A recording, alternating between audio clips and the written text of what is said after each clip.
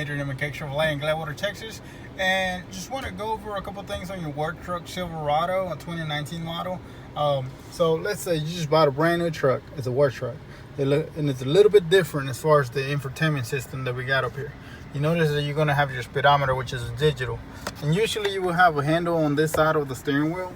Well, now Chevrolet on the work truck decided to put a little knob right here. You notice you have a little bar on the side, meaning that you can scroll down and look at your trip 1, trip 2.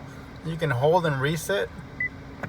You also have your fuel range, tire pressure, oil life. Now most people think that's your percentage of how much oil you have. That's actually your oil life.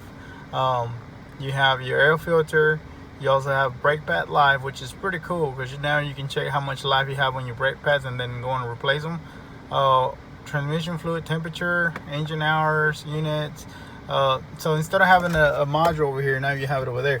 You have your RPMs, your pressure, temperature, gas, battery, and your regular mile per hour gauge over here. So yeah, that's about it.